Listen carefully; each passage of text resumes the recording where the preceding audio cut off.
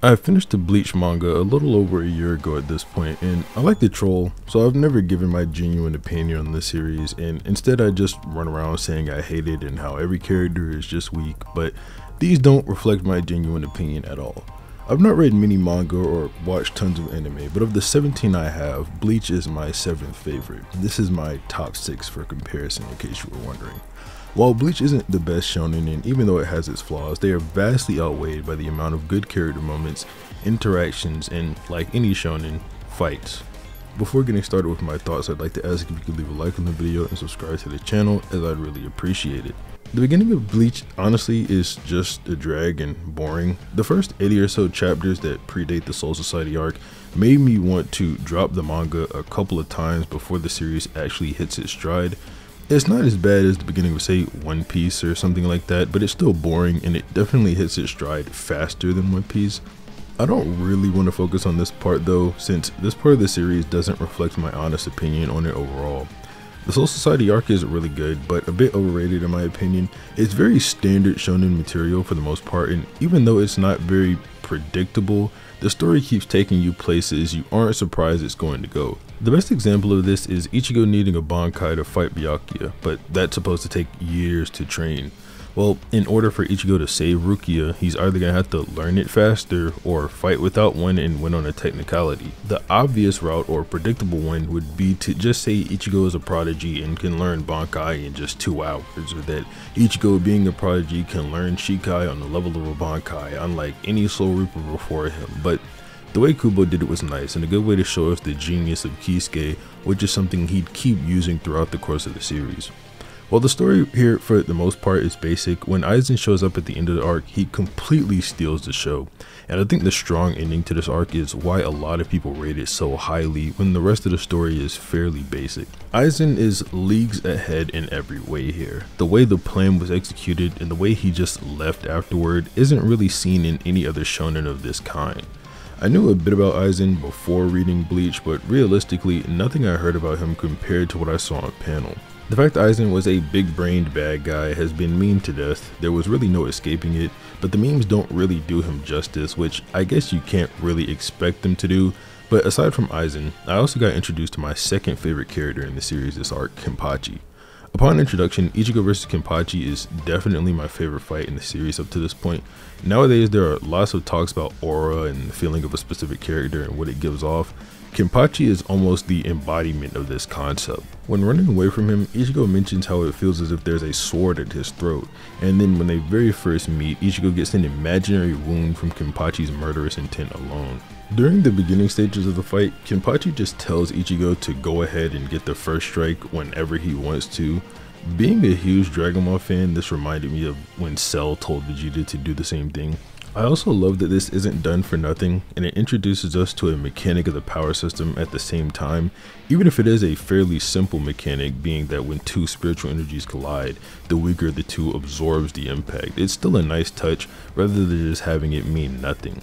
I know this next thing I'm about to say is supposed to be the reverse, but I read JJK before I read Bleach, and Kenpachi and Ichigo's interactions reminded me of Yuji and Todo's interactions, especially their first encounter here, and that made me like it just that much more. I also love the power-ups that come in this fight, Kenpachi removing his eye patch, and Ichigo trusting in Zangetsu and fighting as a team to raise his power level is done pretty well. Just like the last thing, it adds to the power system while also adding to their characters. Ichigo is willing to team up with his Zanpakuto, and Kenpachi thinks they're just weapons and he's a person who will only trust in his own strength.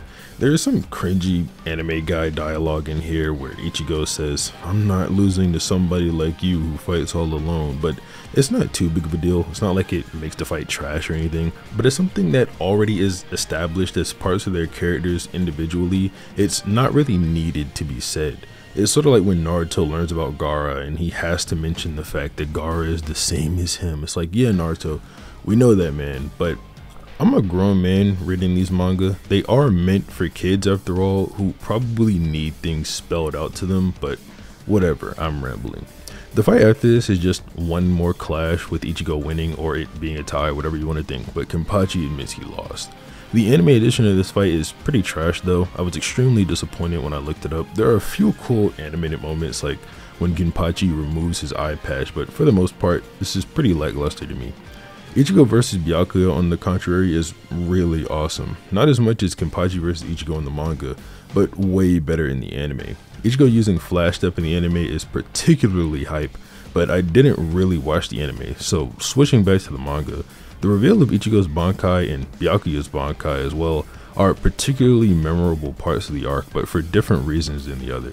I think Byakuya's Bankai is pretty interesting and cool, both from an aesthetics perspective and what it actually does. The fact that it makes a million tiny blades is cool, but the fact that they each look like flower petals is an added layer that makes the power system much more intricate than it was before. Ichigo's, on the other hand, was originally underwhelming, but after Byakuya explains how it's unique after initially calling it pathetic because of its size, I came to like it a bit more. He also gets a blatant better outfit when he turns it on, so that's a plus. However, all of the stuff I mentioned pales in comparison to the end of this arc with Aizen's reveal. We just got through watching Ichigo say he was a fool for trying to fight a Bankai with a Shikai, so watching Aizen literally one-shot Toshiro's Bankai was insane, to say the least. Kyokusui Getsu is also an extremely cool ability, and while some people might say Kyokusui Getsu is just low-tier Genjutsu, I don't really care, because no one really uses Genjutsu the way Aizen uses his Kyokusui Getsu, at least not on the scale of manipulating every member currently of the verse in the creative ways Aizen does, save for someone like Itachi. Aizen revealing that not only does the Shikai have a simple condition to meet for its activation, that is literally just seeing the sword be released, and then the reveal that Tosen has been working with him the entire time was great, because the first thought is, well, how would it work on a blind person? It's just nice Kubo addressed it immediately. The obvious coolest moment of the entire arc is when Aizen is fighting against Ichigo and Renji and then stops Ichigo's Bankai with one finger. This one moment, I'll agree, is better in the anime than it is in the manga, because Aizen stopping Ichigo's blade also stops his theme song. Relatively cool though is Aizen explaining that he set up the entire arc to Ichigo. This monologue is interrupted, and not only does Aizen display a level 90 Hado to beat Komamura, but they really emphasize the difference in their power. They're both captain class, how could they be so unequal in strength? After completely dismantling the guy, Aizen just goes right back to explaining how he manipulated everything up to this point before getting what he wanted to get this entire time, that being the Hogyoku. Then, funnily about to carry out Rukia's death sentence when all of a sudden, Byakuya stops it, which is the most obvious writing choice here. Not saying it's bad for this or anything, but Byakuya wanted to get Rukia executed, and then when no one else can help Rukia, Byakuya stops it. Again, it's not bad, it's just really obvious. Aizen's ascending at the end of the arc as he talks about the vacancy of Heaven's Throne is also just awesome, and on top of that, it's also when he gets his classic Aizen design that we all know and love. Overall, I'd give this part of the story a solid 8 out of 10. This next part of Bleach though, the Arrancar saga, is definitely my favorite. I'm not particularly too big on the Espada part of the arc, but Fate Karakura Town and the parts that follow are really fantastic. This might be an unpopular opinion of mine, but the Espada kinda suck. There are obvious stars like Okuyora or Stark, but for the most part I don't like any of the Espada. Grimgel is a fan favorite as far as I can see, and I just don't get the appeal for this guy. Even his design is kinda lame, especially compared to the rest of the group. I mean, this is a series with Okuyora, Noitora, Hogyoku Aizen, Stark, Baragon, and among all of them, Grimgel just doesn't stand out, and his conflict with Ichigo, for the most part, I found boring and just uninteresting. If I had to rank the Espada in terms of who I thought were the best, it'd be Okuyora, Stark, Noitora, Baragon, Grimgel, and then the rest of them. I was going to list them all out, but I came to find out I didn't even remember a lot of these guys' names, and if I don't even remember their name, they definitely were not important to me when I was reading the series. One of the better things of this arc are, again, Kenpachi and Byakuya's fights with their respective Espada members. This isn't something that normally happens in a shonen, at least the ones I've read, but the good guys really carry this arc, aside from Aizen, who I'll talk about in a minute. Normally, even if the good guys are lacking a bit for me, the villain of the arc will make up for it, and I think that's normally done on purpose by the respective authors of these series, but this time around, it's just different. I know I said I don't really like the Espada, but I don't really like the Arrancar in general either. But Ichigo, Kenpachi, Aizen, Yamamoto, Byakuya, Okiura, Shunsui, Toshiro, Rukia, I could go on. Kubo makes them all shine in this arc so bright it dims out the trash I don't like about these other characters. Before I start talking about the fights, one thing I don't like about these characters is how special they try to be, if that makes sense. For example, one that really rubs me the wrong way is Baragon.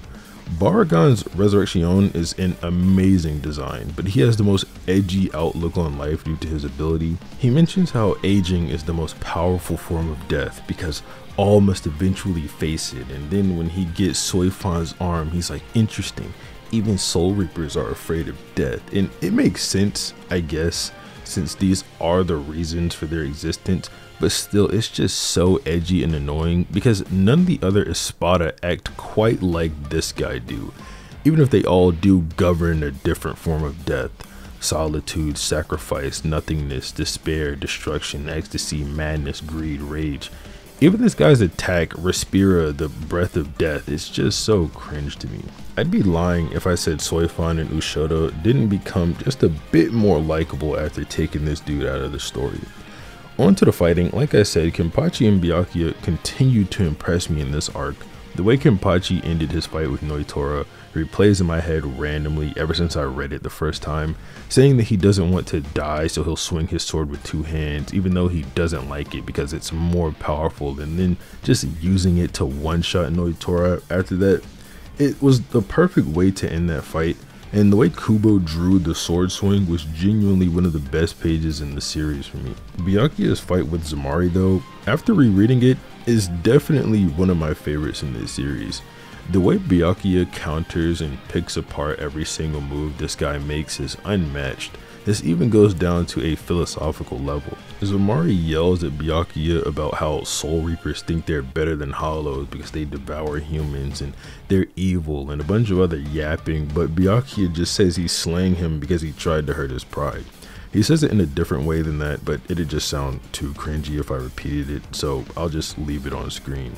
Aizen in this arc really shines his brightest so far. He's more evil than ever, stronger than ever, and smarter than ever. This isn't villain exclusive, but anime and manga can be filled with quotes that are just ridiculous or don't make sense outside of their world. So I really appreciate it when characters say things that just make sense. Like when Aizen says to Ichigo, distance only matters between two combatants of equal strength. I really appreciated that. It's also followed by him doing something cool, but that's besides the point. I've already talked about Aizen a lot in this video. I don't want to save some stuff for other videos, but the last thing I want to talk about to do with Aizen and what really made him a top 10 villain of all time for me is Bleach chapter 397. If you're unfamiliar with the chapter numbers, this is the chapter that Aizen reveals to Ichigo that every battle he's ever had taken place in the palm of his hands.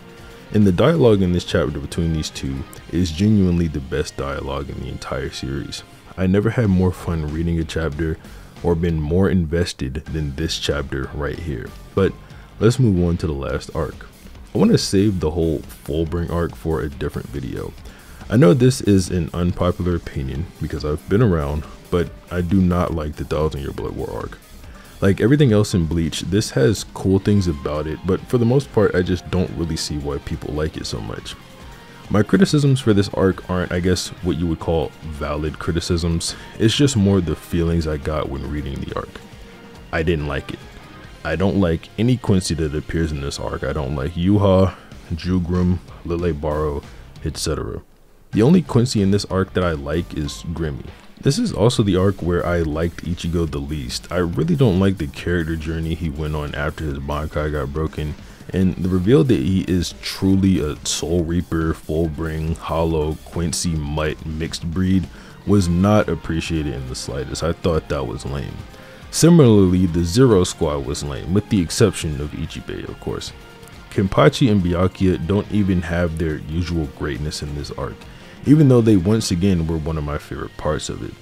Onoha being the old Kenpachi was lame. Yamamoto's fight with the Yuha clone was very cool though. In both the anime and manga, that was a fantastic fight. And just to say, The start of the arc in general is pretty strong. The whole Soul Society first invasion was pretty good. It just fell off after that, and there was nothing to really ever pick it back up for me and get me interested. Like I said though, the criticisms I have for this arc aren't an in general conclusive type thing. Like, I won't say this arc is poorly written or anything. At least when I was reading it, I didn't see any glaring plot holes to turn me off from the story.